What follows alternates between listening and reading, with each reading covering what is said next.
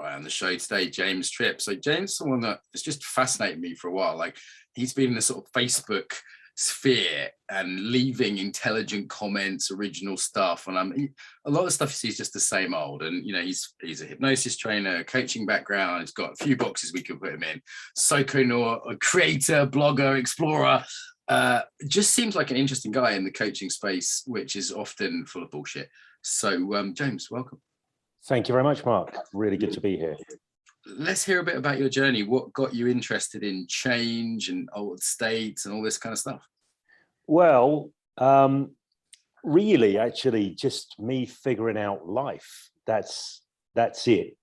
I was sort of raised to believe that we are what we are.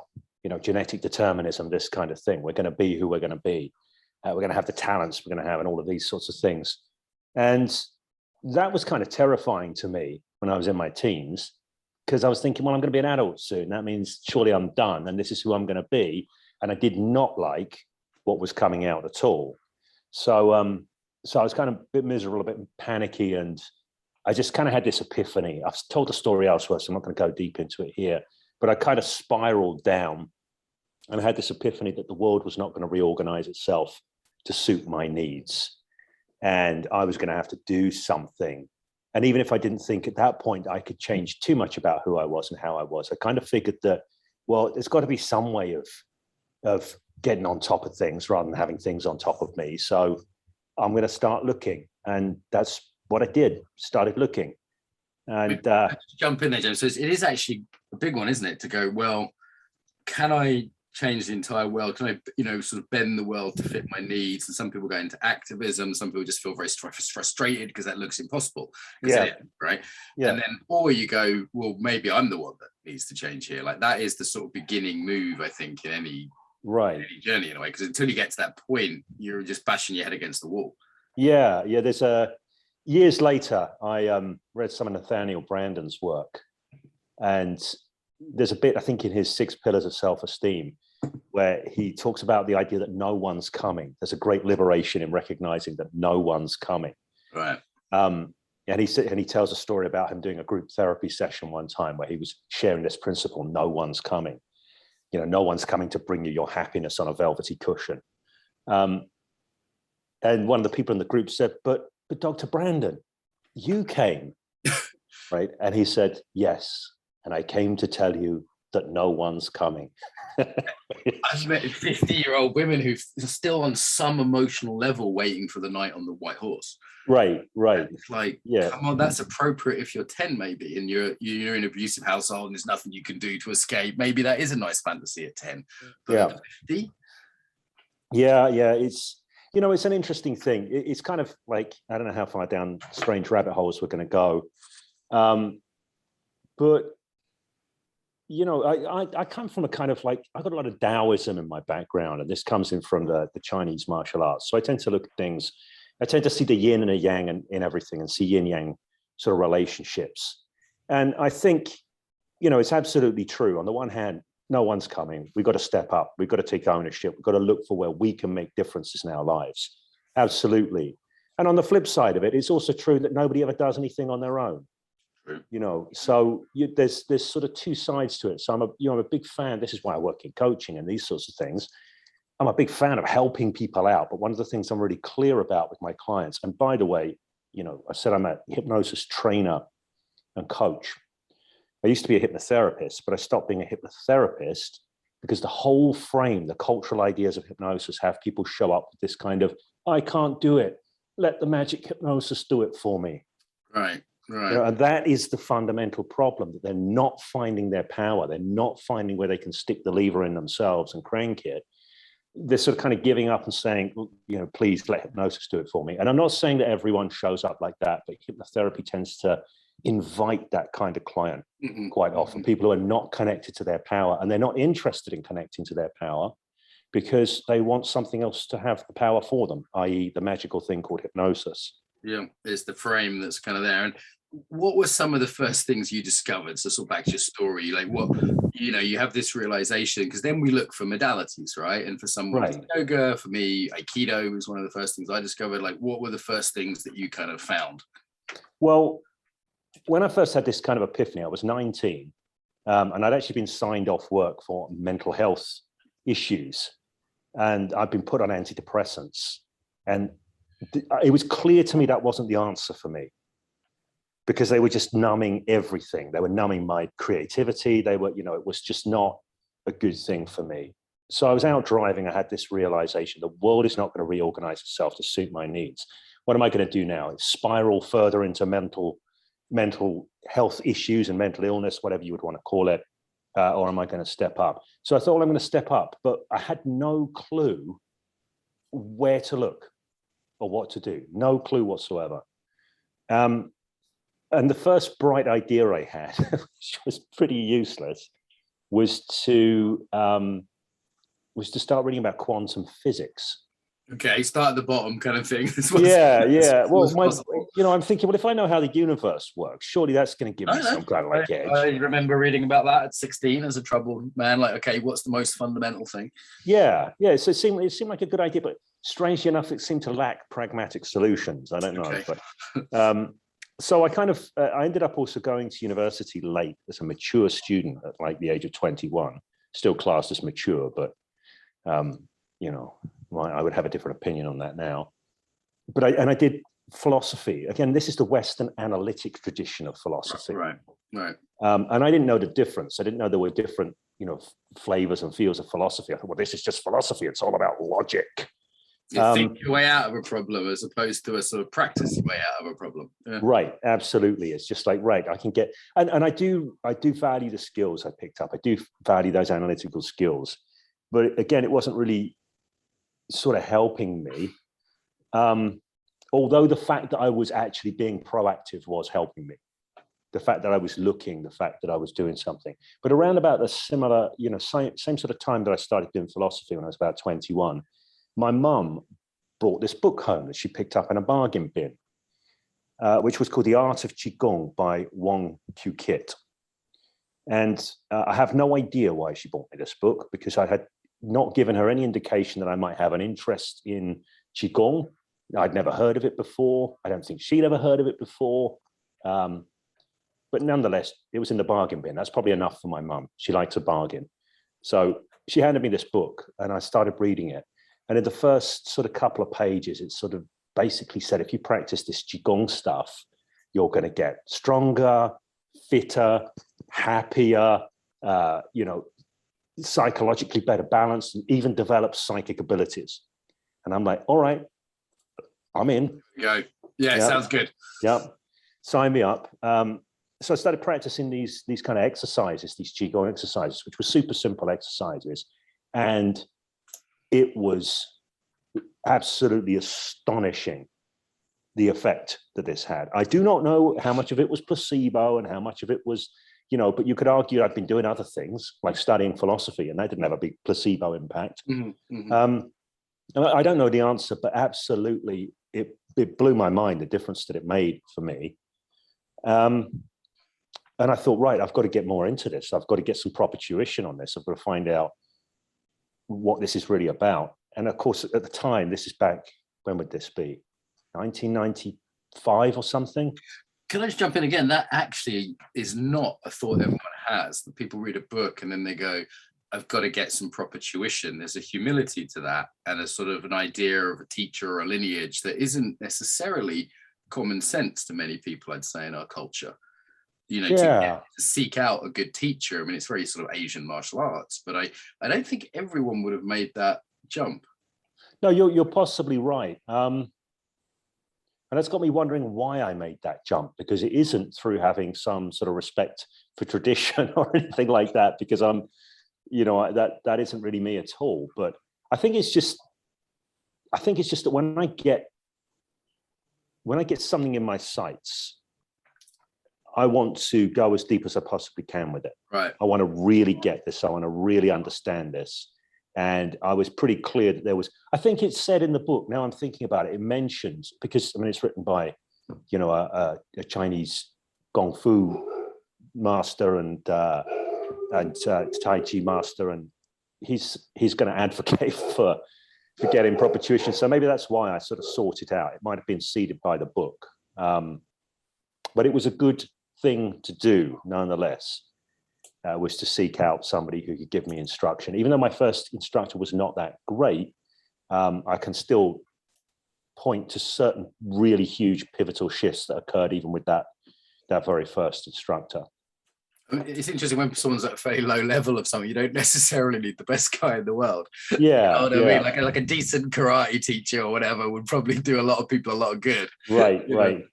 Although this guy was a little bit, let's say he was looking to build himself a little mini cult. You do see that in Qigong, don't you? Tai Chi, the sort of more abstract, the martial art, aikido, Qigong, Tai Chi.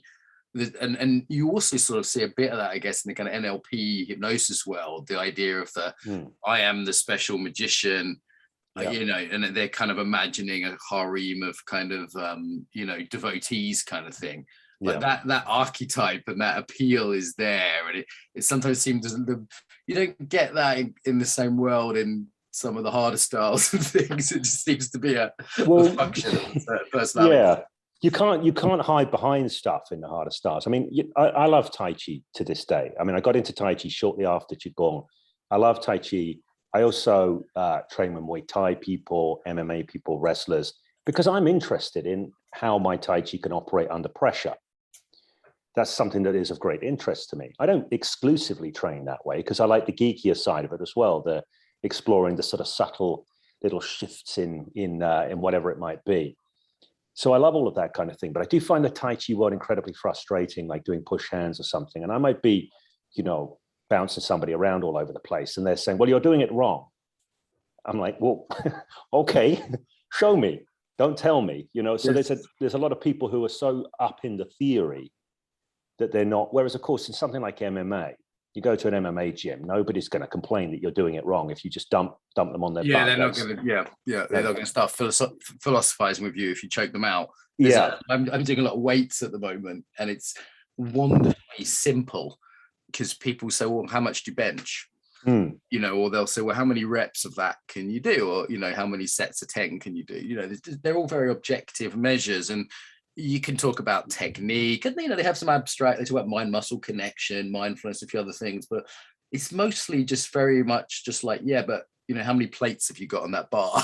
It's quite simple, and there's actually less ego, I think, as a result. There's definitely, you know, as I say, I train across the martial arts from Tai Chi on the one end to sort of wrestling and MMA and boxing on the other end, and it is definitely the case in the combat sports.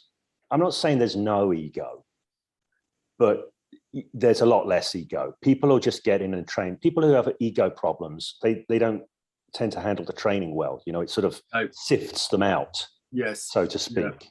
For sure. You know, and like everybody's used to getting roughed up, and it's just part of the game. So it's not some big. Whereas in the world of Tai Chi, people spend most of the time on forums talking about it. And you don't posing get humbled repeatedly, like a jiu-jitsu guy. Even if you're good, you're going to be getting choked out by someone. Right, exactly.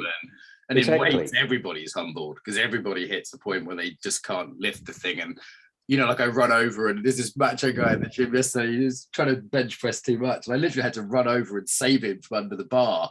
And he was a 22, 23-year-old guy, and you can see it was like instant humility dose. There was his daily dose of humility. It was like he got stuck and someone else had to rescue him. And that sort of doesn't necessarily happen with the aikidos and the tai chis of this world. Yeah, it doesn't. Or somebody will say, but your foot was in the wrong position.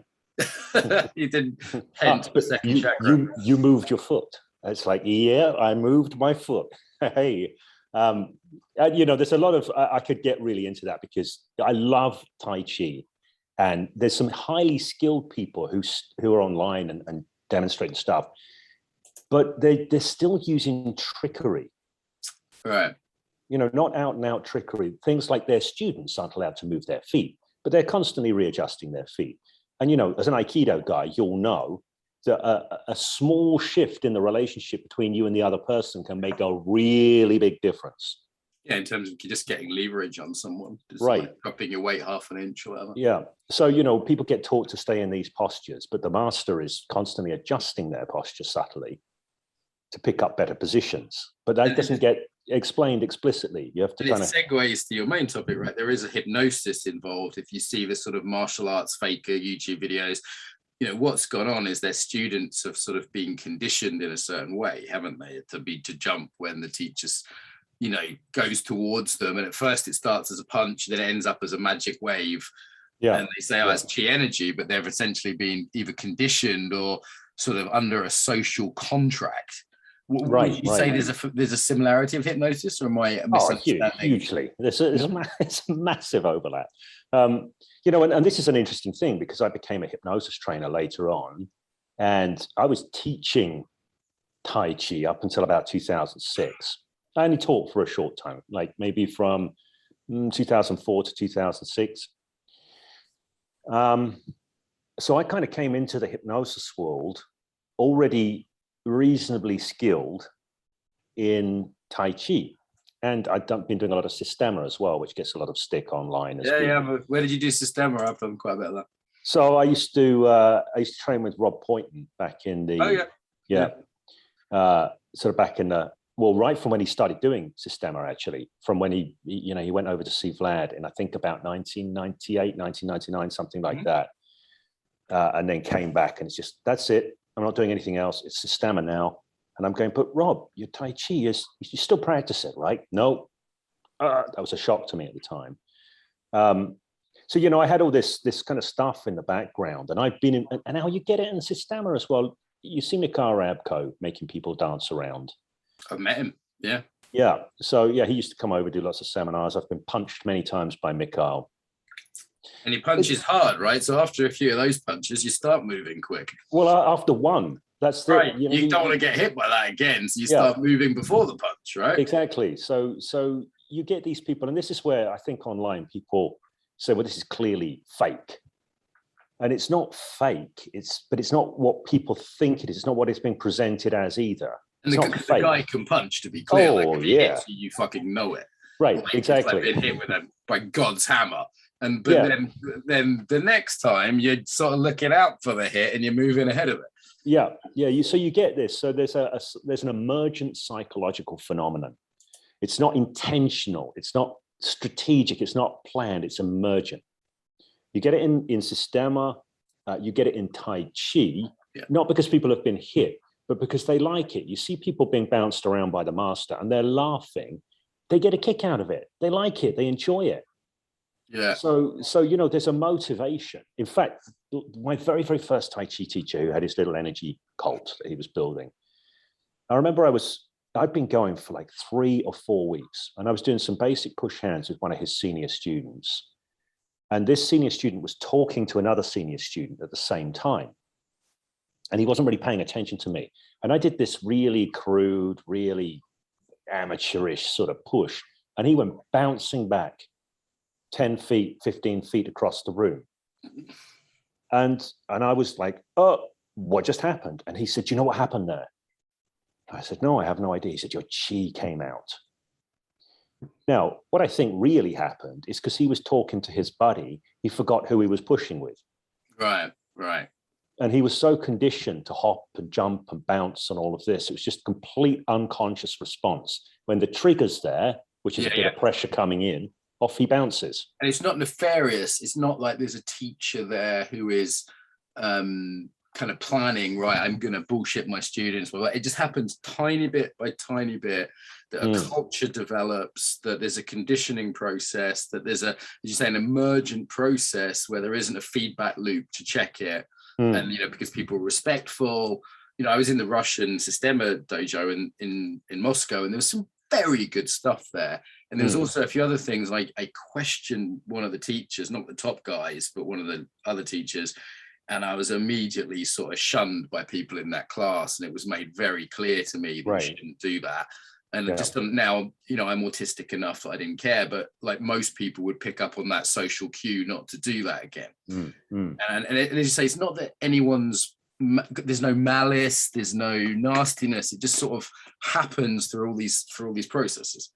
Yeah, absolutely. And I've seen it happen over and over, and I've been on the receiving end of it. In a sense, I've never said this kind of publicly before, and I want to say before I say this, that the person I'm about to speak about, I respect massively and believe has an incredibly high level of skill, which is Vladimir Vasiliev. So I used to train under Rob Point, and Vladimir Vasiliev would come over a lot. Mikhail Rabko would come over a lot. The last time I trained with Vlad, I've been doing Systema for a few years, and I'd picked some things up. First time I trained with Vlad, he seemed magical. He could do all manner of things to me, and I had no clue what was happening. But after developing some sensitivity, some awareness, and various attributes, I became able to know what was happening and therefore do something about it, neutralize it, these sorts of things, as they would say in Tai Chi. And I found myself in a seminar, and there's 50 people there, and Vlad had pulled me up to demonstrate something. And I could easily negate what he was doing, but I didn't. Because you're in a seminar, and Vladimir, I've interviewed him, smart guy, lovely guy, heard nothing but good things about his character. I've had top martial artists say he's one of the most skilled martial artists I've ever trained with. Absolutely. I'd love to train with him myself, but nothing but good things to say about him. And he is not, like anybody else, I imagine, immune to some of these processes. Best will in the world. Because like, you don't want to embarrass the guy. You're kind of, he's trying to teach. I want to help him teach. What he's teaching is valid. So, of course, yeah, all of these things are absolutely true. And again, I do want to re-emphasize there, and I made that point intentionally. I do not want to diminish what Vlad does, because he's absolutely brilliant at what he does. Yeah, and I've seen how shocked. There was one German aikidoka who was a good friend of my teacher, and he was into this sort of key stuff in a big way, and people were flying all around for him, and I was just in a really bad mood one night, and I just went, I'm not having any of this bullshit. And I would just thought, I'm going to be the nasty person that doesn't jump. And I didn't, and I clocked the guy on the head a couple of times, and you could see him, like his world, and people looked at me like I'm the asshole, and I'd actually done exactly what he said, which was hit me on the head. And it was an awkward social position. I had, my teacher afterwards, like, why did you embarrass my friend? And this guy looked like his world had been shattered. Yeah. I wondered how afterwards he justified it. Because people can, right? They'll say, oh, my chi was off that day. Or I've seen the Dillman guy say, oh, he could have pressed his tongue to the roof of his mouth and that nullified my thing. There can always be a justification as well, right? If you are the one guy in 100 that is sort of socially inept and decides to do the non-hypnotic thing. I think that's absolutely true. And I think this is where I'm kind of different in the world of martial arts and Tai Chi. These days, I do what I call open source Tai Chi. So I have a network of people who are highly irreverent towards tradition and highly experimental in their approach to things. And we solve problems. And we might use input from other teachers. So we'll often, like, one of the things I do a lot is I analyze YouTube videos. I go, what's this guy doing? I put it in my iMovie, I slow it right down. I've got enough of an eye to pick up a lot of it. And it's like, okay, so, and then I go and play around with this with other people. We figure stuff out for ourselves. Why was I saying this? I have no idea why I was saying this. I was saying this for a reason. Let's connect this to martial arts, the sort of fake martial arts. It's a whole genre on YouTube. People sort of seem to love exposing, as it were, without really looking at the interesting psychology, actually. Yeah, and the fact that some of these people, there's always this, is it fake? Is it real? You can get a cult, and you can get this emergent behavior where people over-respond and overreact to highly skilled people. Those people often have to be skilled to build the cult in the first place. If there's nothing there. And there may be skills that you cannot develop in a competitive training environment, let's say a Thai gym or a BJJ gym, just because there isn't time and subtlety, and there isn't the sort of the training methodology to develop certain skills. Right. Absolutely. And then there's a different training methodology that is very good, but it's different and may end up in a very different place than, say, I spent a lot of time in Aikido, just someone would grab my wrist and I'd be like feeling their balance and their posture, and got very good awareness of other people's posture and balance. I don't think I would have ever got, doing kind of hard style karate or something. There just isn't the feedback loop. Yeah, I 100% agree, which is why for me, I hugely value the really kind of geeky Tai Chi sessions I do with my kind of open source crew, where we're playing with these tiny subtle distinctions and little refinements and stuff like that. You could never work it up in an open mat session or something like that. But then I like to go, okay, so I got this working with somebody who's like helping me figure it out and work it out. Now they can kind of ratchet up a bit they can cause me a little bit more difficulty. I can ratchet up further, but ultimately I'm going to take it to the people who have nothing but contempt for Tai Chi. Progression there, right? Like the guy who's helping you, the guy who is sort of doesn't know what's happening, but is sort of cooperative generally. The guy, and then you're kind of getting to a point where I've seen jiu-jitsu guys do that. They'll learn a technique, do it with their friend, do it with a white belt, ask the white belt to resist. They'll sort of gradually bring it to a place where they can take it into their black belt sort of competitive game, but through a series of steps. Yeah, absolutely. That's what I like to do. And I think very, very few people do that in the world of Tai Chi. And I'm not having a go at anyone, because a lot of people are just interested in some relaxing exercise, or they're interested in the sort of like the geek side of it. And that's fine. That's absolutely fine. For me, I like to go, well, this is supposed to be a martial arts, so let's put a little bit more heat on it. How does it, all that we're talking about, relate to what you've learned about hypnosis? Because I've been trying to find out a bit about you, which isn't that easy in some ways, but what I've seen is that you've been through a journey with change work. Like you've done a lot of change work and then given up some of it. I know you're a pretty high end. You can't work with you for a $5, so you've clearly earned you've earned your money in terms of working. There's a million NLP coaches out there, but most of them can't charge what you charge. So you've clearly gone through some experience. It sounds like you've also changed your opinion on hypnosis and changed work over the years. Well, I mean, the thing is, I have done a lot of change work, what I call change work, as distinct from coaching. For me, change work is when people come in, they go, I've got this specific problem and I want it gone. I want it fixed. I want to transcend it. I want to stop hitting my dog. Yeah. It's issue specific stuff. So it's not that they don't want to be different in themselves necessarily. They want to be the same person minus that problem. Without the problem.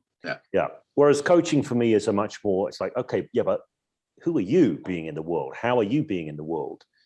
And of course, a lot of the time when people change how they're being in the world and how they're relating to things, many of the problems they have just sort of drop away anyway. A rising tide. An ontological approach is a fundamentally deeper approach than just the problem solving approach. Yeah. So I prefer that kind of work, because it's the kind of thing it's the journey that I've been on myself since I was 19 and had that epiphany. So I just prefer that kind of work. But doing the change work stuff, I sort of worked for a number of years with military veterans who were transitioning from service to a civilian life, and they mostly got medical discharge, so they didn't want to be leaving the armed forces. Okay. And many would have PTSD diagnoses and things like this. So kind of multiple issues. That was quite a good, and also none of them knew of my reputation ahead of time, or I knew anything about hypnosis, and I wouldn't actually mention hypnosis with the vast majority of them. So that's quite a sort of, it's a good developmental. Did you have a military background, James, or did you? No, I don't at all. You don't sit like it, right? You don't have that. I remember my friend Matt Hill from Systema. You can tell he was in the military, for example. Some people look the part. But what works? Because our audience fucking loves hearing about trauma. Right. Like, what did you find was effective with that group of people? So first thing first, most of the people that I would see when I was doing that work, she did that for 4 years, and I quit that about a year ago. Yeah, a year ago this month. So the vast majority of people that I would see would already have been through some kind of treatment program, which would have been evidence-based, which means it would have been EMDR or CBT, and it would have failed for them. Okay. Now, that's not to say that EMDR and CBT are no good and fail for everybody. Obviously, the people that it worked for, they wouldn't end up on the doorstep of the organization I was working with. Now, but they have been through an evidence-based program, which often means those programs would lack any flexibility whatsoever to cater for an individual, because you go too far. If you're going to stick with the evidence base and the protocol, but you can't go off piste. You can't adapt to that individual. So the organization I work with at the time, who are an excellent organization. I'll mention Rock to Recovery UK. Say it again. Say the name again. It's Rock 2, number 2, yeah, Rock recovery. 2 Recovery, yeah. UK. And they provide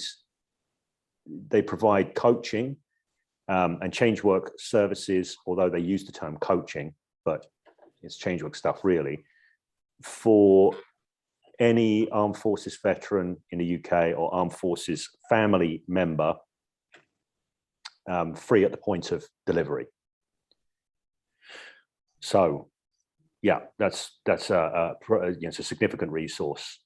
And the ethos of the organization is to offer what they call the non-clinical solution. That means, we're not going to act like we're these experts that know exactly what you need to do and tell you what to do. And good with that group, in my experience, right, as well. It's to sort of say it's not that you're sick or you're weak or you're ill. Right. Coaching is a good frame for that group, in my experience. Right. And this is one of the first things that it comes down to. A lot of them have not been helped by a diagnosis of PTSD and have not been helped by the way it's been framed for them. And often come in quite kind of disparaged with some of the frames that they've been given, like ideas around coping strategies. And they're going, I don't want to cope with this. I don't want it. Yeah. I don't want to have to cope with it. So one of the first things that I would do in a kind of PTSD situation is I do a lot of reframing. So I'd say for a start, look, I'm not a psychologist. I'm not a psychiatrist. I'm not a counselor. I'm none of those things, right? I do this kind of like, look, my hands are empty. My label here is coach. What that really means is I'm a guy that knows a thing or two about how minds work, and maybe I've got something that can help you out. So I play this super, super humble frame right off the bat, because I am just this guy, and I am none of those things. So one of the other things I say is I don't really work with diagnoses. I'm not qualified to work with diagnoses or to give diagnosis, but I will give you one diagnosis. And that is healthy mammalian brain, right? And what people call PTSD there's another word for it, it's called learning. Yeah. Right? So an adaptive, healthy brain learns. It learns from experiences. You take if you take a cat, you dump it on a stove, it burns its paws. Next time you show the cat to the stove or show the stove to the cat, it reacts because it learns something. That's what a healthy mammalian brain does. It learns and adapts. They're highly adaptive. Yeah.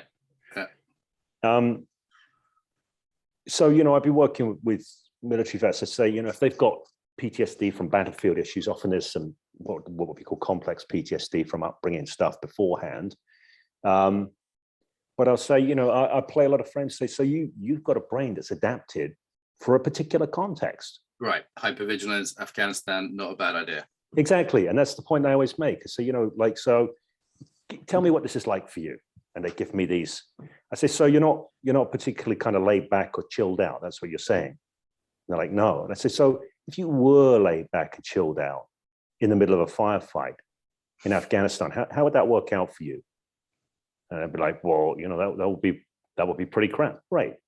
So you have an excellent adapted set of behaviors and responses for a particular context. Trouble is, you want to take your kids to McDonald's. So, and then there's a recognition that you have a healthy adaptive brain, this point that it's adaptive learning brain. And I would say, and you still have a healthy adaptive brain. So the trick here is for us to figure out how you can adapt beyond this, and you can. So once they start going, oh, I'm not sick. They're in a learning frame, not a pathology frame at that point, right? Yeah. So a major thing is pulling people out of that pathology frame and into that learning frame, into that recognition that there can be difference and there can be startling difference. So, and often I do a little thing because, doing NLP stuff, hypnosis stuff. So often during the first session with somebody, I would get them to think of an embarrassing memory. And when they think about it, I go, so as you think about it now, you get kind of, how do you feel? What do you experience? You kind of like, and they go, oh, I feel embarrassed or I feel a bit cringy. I say on a scale of 1 to 10, how strong is that feeling as you remember that experience? They go, well, 8 out of 10. And then I do some NLP submodality stuff or literally anything. So my movement stuff that I sometimes have to avoid that if they've already had EMDR done. And then I'll say, so think about that now. Where's the feeling? I go, I could try and get the feeling back. So it's very easy to run the charge off an embarrassing memory. Now, I would do that as a sort of party trick to say, look, you see, brains can change and brains can change quickly. Just so as they start to recognize, hang on a second, I'm not stuck being this way. Things can change. Yeah. You know, so we open up that possibility for change. And then it's just a matter of, I always call it running the charge off stuff. So oftentimes. So I'm just thinking, oh, good. Yeah, yeah. So I often call it running the charge of stuff. So there's dozens upon dozens upon dozens upon dozens of ways of doing things, and it's, you know, finding the ones that work. But really, it comes down to that. I think it was kind of a Jungian idea: what you cannot be with will not let you be. Once somebody can be with traumatic material and be like Zen with it, they're done. Right. Yeah. Yeah, if you can bring up, well, yeah, that happened, and it was not the end of the world. It wasn't great, but I could be, you know, just charge, as you say there. Then it's not constantly in the background knocking on the back of the door, going, right. I think you should pay attention to me. Yeah. So that's it a lot of the time. So, you know, I'm interested in their physiology. I'm interested in how they physically respond when they're accessing material or thinking about things, because that's my main gauge for whether we're getting change happening or not. Yeah, if somebody comes in, talk about it. Yeah, can they talk about when they were talking about it before? They're starting to go wide-eyed and tight up in the chest, and you know, and it's like, okay, there's our marker. Yeah. And if at the end of a session they're talking about the same thing, shoulders are down, breathing's deeper, it's like, you know, maybe it's not. So anything I can do to get somebody to that kind of point, and sometimes, I mean, you know, I don't know too much about what you do and the embodiment thing and all of this, but I'll do a lot of physiological coaching. Yep, sounds like some similarities. Yeah. So, you know, I'll do things. I'll shift people out into peripheral vision. I used to work in the corner office at on the 5th floor of Edinburgh Napier University block here in Edinburgh. Is it where you're based, Edinburgh? Yeah, I'm in Edinburgh. Yeah. So you look out one way, you see the Pentland Hills. And you look out the other way, you see the city and the castle. So Edinburgh's quite stunning for that, isn't it? With the big castle and the hills in the background. I mean, it is an unusual city. I rather like it, actually. I was there not long ago. And there's that spaciousness, which if you're trying to do vision stuff is, I imagine, very helpful. Yeah. So I'd often, you know, I'd make use of that because I'd be working in that office. People would start going in. Of course, the vision goes in.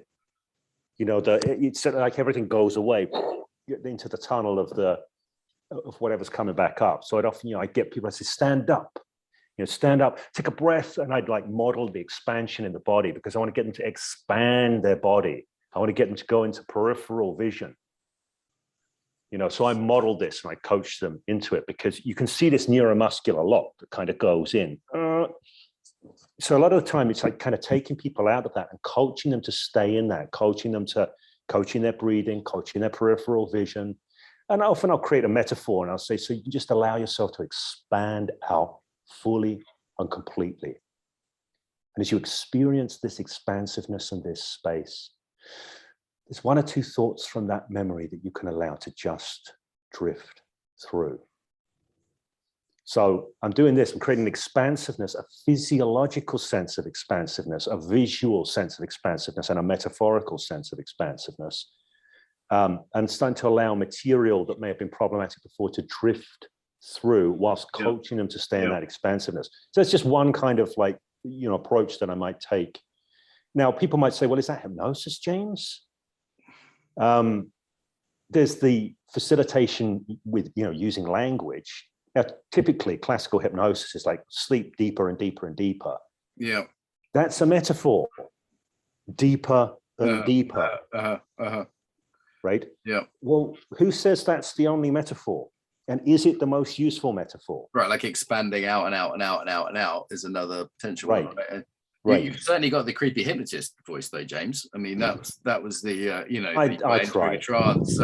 I saw something on your website about trance-free hypnosis. What do you mean by that? Well, look, there's this old story. Nobody knows what hypnosis is, right? Hypnosis is a bit like art, you see, or even Tai Chi. People will bicker and endlessly online as to what is true Tai Chi and what's not Tai Chi, and what constitutes Tai Chi and what doesn't. And there's all these different schools, and yeah, there's a sort of shared history somewhere back and all of that, but people go off in different directions and do different things. So hypnosis isn't really a thing in that sort of unitary sense. Here is what hypnosis is, but people act like it is. And the classic idea that people have of hypnosis is that it is a particular special state that when you put someone into it or under it, they become unusually open to suggestion in a way that they would not otherwise be. Okay. Now, I do not think that there is such a state called hypnosis. I think, of course, we're always in one kind of a state or another. You could say we're always in one kind of a trance or another, because we're never experiencing the world exactly as it is. We're always experiencing it through whatever filters and perceptual sets we're bringing to bear upon it. You know, so if somebody cuts me up in traffic and I'm in a rage, of course, everything else about who I am and how I am goes away, and I'm in this rage trance at this point. So, I mean, even now you're being interviewed, there's a certain frame you're in as being an interviewer, interviewee, you know, there's a certain frame that's happening, there's certain things that are blocked out, there's a certain, you know, like there's a way in which I pay attention as an interviewer that I wouldn't, well, just chatting to someone in a shop.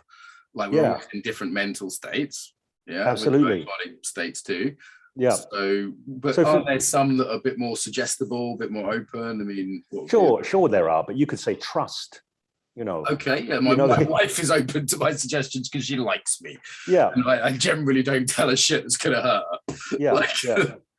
So of course, I think that people are more open or more closed. Their minds are more open or their minds are more closed, depending on the dynamics, the situation, all sorts of variables and these kinds of things. But I do not think there is a special particular signature state. In fact, not only do I not think this, but nobody's been able to find one. Measuring brain waves or something like that. Right. So like the most, I'm not a big research guy or anything like that, but basically you pick any hypnotic phenomenon, what's called a classic sort of deep trance phenomenon, something like that. You get 3 people doing it and you scan their brains and they'll all do it differently. Do you think some of it's the social contract? Like, I wonder if cross-culturally, if you went to a place that didn't have hypnosis, would it work? Like, look, since the Victorians, we've sort of had this idea that someone has a pen watch and then you get very sleepy, and then you can sort of hear them, but you're a bit asleep, and then you end up doing what they say. That's sort of it's the cultural idea. Yeah. Do you see what I mean? Yeah. Like, how much of that is part of it, do you think? I think it's a huge part. And I think, but only like in the approach to hypnosis that I teach, I talk about what I call the big because. There has to be an idea that people buy into that explains why these things are going to happen. Now, in our culture, the idea is hypnosis, right? That's a cultural idea. Right. But if I can do stuff, like I sit down with some other people and say, we're just going to do some stuff, going to play with some energy, play with some chi. I'm not really doing anything significantly different from if I was doing hypnosis, but the frame is different. Or you say I'm a magician. If they're in a cultural context where they believe in voodoo or something, then right, would be a different big why, right? Be different. Yeah, and that's it. Like, as long as there's something that people buy into, a sort of frame that says, here's what's happening here, right? Hypnosis is happening.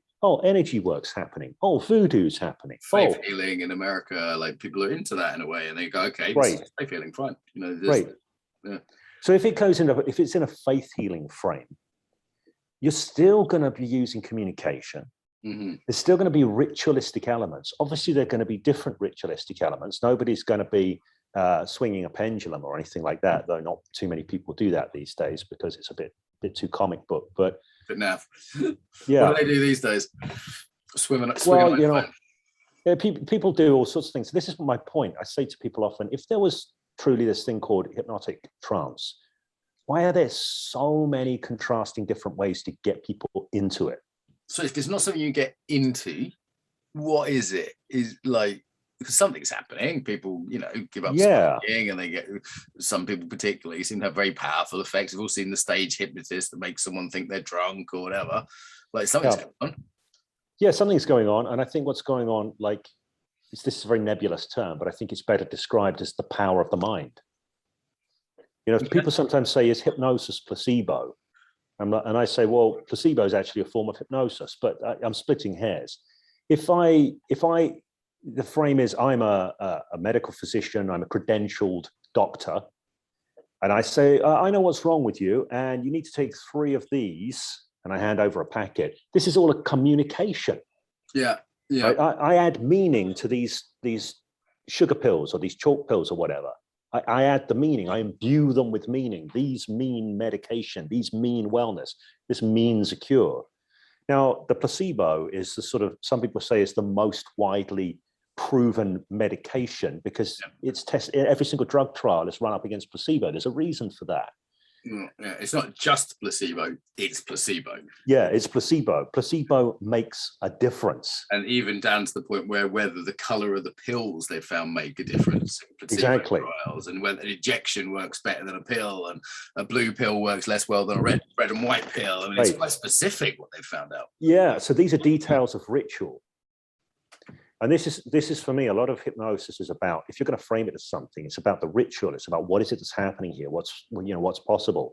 So in the approach to hypnosis I teach, the framing isn't always necessarily hypnosis.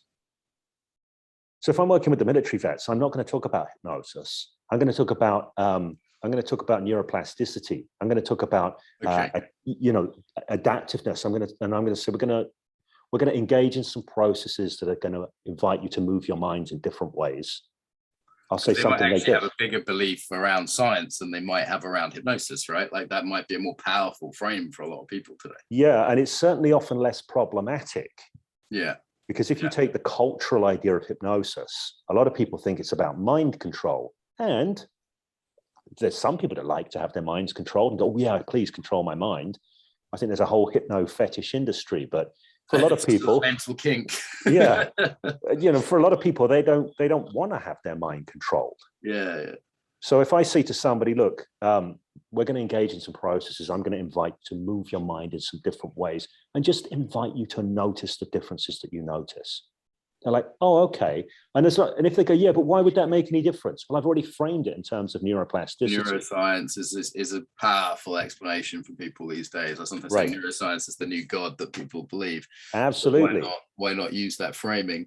Yep. We need to wrap up relatively soon, actually. I've just seen the time. Okay. Who are you mostly working with now then? It says on your website, don't knock on my door unless you've got $3,000, which I don't think is outrageous, but I think I first saw that years ago and thought it was a lot of money, but these days I have clients that are similarly that or more. Who pays you these days? Really, I don't do anything to acquire clients. In fact, people that hire me in spite of my website, not because of it. Yeah, since it looks like it needs an update. Yeah, it's a huge pile of junk. And if I was sort of desperate to get clients, I suppose I would have upgraded it. So I just get enough clients. I never have more than like 3 or 4 clients at any given time, really, because I don't need the money from client work. I have other income streams, with regard to my training programs and online stuff and all of that kind of thing. And I like to keep it that way because I do not, as my old mentor Steve Charney used to say, needy is creepy. Right. Yeah, so the less I need to have clients, the more I get to kind of pick and choose the clients that I work with. Right. So I would say that most of the people I work with they're looking to create things in their lives. They're looking to make differences. They're usually ambitious people that want to be making differences in the world. So that's what I'm working with mostly. Mostly business people, self-employed, although I have one client at the moment who is an executive, an executive in a big charity in the UK. But, it's still people who have a lot of ownership go, these are the differences that I'm looking to make in life. And they're looking to get tooled up in being able to effectively move reality, so to speak, move the dial on things in ways that serve them. That's it, really. I know that's not that kind of niche thing that people are supposed to do. Here's you know what? I've but noticed there's a group of people who have been coaching for donkey's years that get all their work through recommendations. My coach Curtis, who just sadly passed away, actually was in this category. They normally have crap websites. Yeah, it's rest in peace, Curtis Watkins, for those who knew him. But he also had a crap website. He also sort of didn't have a niche. It's all the things that you wouldn't recommend to begin. There's two kinds of people that have crap websites: rubbish new coaches and really good old ones who have been around a while and don't need it, and they just do the work that's interesting. And as you say, when you can pick and choose clients, it's a nice situation, because you can come to every conversation like, is this actually a good fit? Like, is this actually someone I want to work with? And then there's the sort of the desperation's gone, and ironically it's better sales, because at that point you're the buyer, not the seller, in a way, right? You're like, look, absolutely, why would I work with you? And not in a fake salesy way, but actually genuinely, I feel like there's a point of maturity that practitioners get to where they go, life's too short for bad clients. Yes, absolutely. Time to me is hugely valuable. I often play this little game with people when some people have asked me advice about their fees. I say, how much would you have to be paid to stand in someone's backyard facing the corner for an hour? And they go, and the price is usually higher than they're actually charging for their services. Right. And I'm like, why is that then? I'm not saying charge by the hour, but you do want to get paid for your time, at least. If you're being asked to step outside of your life for an amount of time, and if it's something I wouldn't do for fun, then there's got to be other motivations to it, right? And like, in saying that, I do very much enjoy coaching the people that I coach. But I also want to make sure that I'm not going to go, oh, you're doing me a favor because I love coaching you so much, so I'm not going to charge you anything. So I do want to play, that game in my mind. Work here. I put on a shirt and I'm at work, and it's like there is a professionalism there. Yeah. And there is also, like, every opportunity carries costs. However much time I spend, if somebody just asks me if I would coach them on Friday morning this week, I'm like, yeah, I'm kind of hanging out with my Tai Chi buddies on Friday morning. And like, whilst I'm not being paid for hanging out with my Tai Chi buddies, I like it. Yeah. There's this thing, you want me to work on a Sunday, you better be paying well. But there's costs. And I've got a new secretary, a new PA, and I was just explaining to her my currencies. And I was saying, look, money is one, but ease is a really big one. Like make things as easy for me as possible, because that's energy for me. And then time is, more important.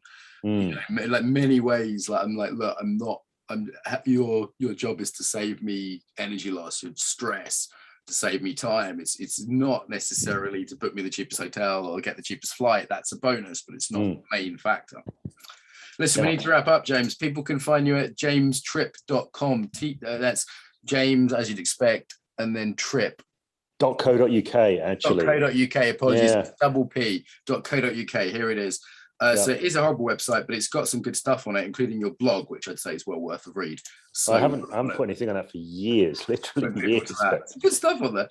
But anything you want to say to close, or to point people to, resources, courses? Not really. I would say, if you want to find me on YouTube, I have my main channel is James Tripp Chaos Wave, which is all things kind of hypnosis, NLP, guerrilla psychology, that kind of thing. And I've got my new martial arts channel, which is like mostly Tai Chi, which is called Flow Boxer. And I'm really enjoying making videos for that. On YouTube, yeah? Flow Boxer. That one. Okay. So people can check that out. I'll drop you my number there. If you're ever in Brighton, give me a shout. I do come to Edinburgh occasionally. It's a nice town. So hope we meet in person one day, James.